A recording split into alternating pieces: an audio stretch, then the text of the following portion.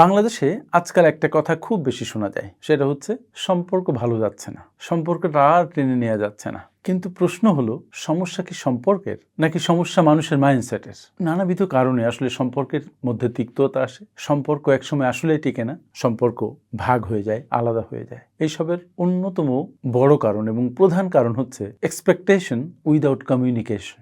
আমরা চাই যে সে বুঝে নেবে, সে নিজে থেকে এটা করবে, সে কেন এটা বুঝতে পারলো না, সে কেন আমাকে বোঝে না, সবাই তো সবাইকে বোঝে। এই করতে করতে আমরা আমাদের সমস্যার কথা বলি না, আমরা চুপ থাকি। মূলত বাংলাদেশের সম্পর্ক ভাঙে কথা না বলার কারণে। দুজনের মধ্যে দূরত্ব হয়, যোজন যোজন দূরে অবস্থান করে দুইজন, কিন্তু সুন্দর কথা বলে প্রপার কমিউনিকেশন করে দুজন দুজনের কাছে আসে না, সমস্যার সমাধানে তারা ব্যাপৃত হয় না, ফলে সম্পর্ক ভেঙে যায়। Reason 2, comparison culture. আমরা যখন ইনস্টাগ্রাম, ফেসবুক এইসব সোশ্যাল প্ল্যাটফর্মে কোনো দম্পতিদেরকে দেখি, তাদেরকে দেখি তারা পারফেক্ট কাপল। শুধু আমরাই পারফেক্ট নই, সবাই সুন্দর, শুধু আমরাই সুন্দর নয়, সবাই খুব সুন্দরভাবে তাদের জীবনকে লিড করছে, they have high lifestyle, শুধু আমাদের জীবনটা তিক্ত। এই যে কম্প্যারিজন, এটা আমাদেরকে হীনমন্যতায় ভুগায়, এটা আমাদের একজন থেকে আরেকজনকে আলাদা করে ফেলে। যখনই আপনি অন্যকে দেখে নিজের মধ্যে অসুখ অনুভব করবেন, তখন আপনার অসুখের মাত্রা বাড়তে থাকবে। যখন অন্যের সাথে আপনি আপনার স্পাউসের কম্পেয়ার করবেন, তখন কম্প্যারিজনে আপনি পিছিয়ে পড়বেন। হয়তো যাদের সাথে আপনি কম্প্যারিজন করছেন তাদের লাইফ মেসি, বাট আপনার কাছে সেটা পৌঁছাচ্ছে না। আপনার কাছে পৌঁছাচ্ছে তাদের সৌন্দর্য, তাদের সুন্দর দিক, কারণ আপনি তো সোশ্যাল মিডিয়ার ছবি দেখে ইন্সপায়ার্ড হচ্ছেন, কেক কাটা দেখে ইন্সপায়ার্ড হচ্ছেন, হাসি দেখে ইন্সপায়ার্ড হচ্ছেন, তাদের বাঁকা দিকগুলো তো আপনি দেখছেন না। এই কম্প্যারিজন কালচার আপনার সম্পর্ককে নষ্ট করছে। সো অন্যের সাথে কম্পেয়ার করাকে ছেড়ে দিন। Reason number 3, emotional immaturity.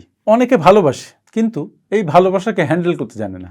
রাগ, ego, negative attitude, silent treatment, এগুলো রিলেশনশিপকে কিল করে। তাই আপনি যদি ইমোশনালি ইম্যাচিউর হন, তাহলে খুবই সম্ভাবনা আছে আপনার সম্পর্কে ফাটল ধরার। তাহলে সম্পর্ককে বজায় রাখার জন্য কি করা দরকার? নাম্বার 1, আপনার দরকার ক্লিয়ার কমিউনিকেশন।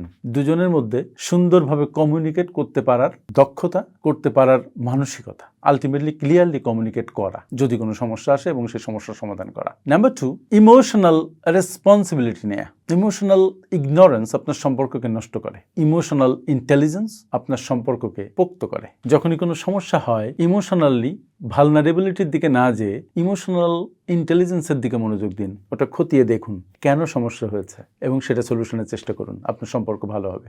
নাম্বার 3 হচ্ছে reality should be greater than fantasy. Reality সবসময় তিতা হয়, কখনো কঠিন হয়, কিন্তু রিয়েলিটিটা ফ্যান্টাসির চাইতে গ্রেটার হয়। আপনার এই কথা মনে রাখা দরকার। আপনি যখন ফ্যান্টাসিকে রিয়েলিটির চাইতে বড় করে দেখবেন, তখন আপনার সম্পর্কে ভাঙন ধরবে। ফেসবুক, ইনস্টাগ্রাম এগুলো আপনার ফ্যান্টাসির মধ্যে ঢুকিয়ে দেয়। সুতরাং রিয়েলিটির দিকে এগিয়ে আসুন। রিয়েলিটি কঠিন হলেও, কখনো কখনো কুৎসিত হলেও, সেটি সুন্দর আপনার সম্পর্ক বজায় রাখার ক্ষেত্রে। আসলে মনে রাখতে হবে, ভালোবাসা মানে কিন্তু কোনো ড্রামা না, ভালোবাসা মানে মূলত একটা সেফ স্পেস।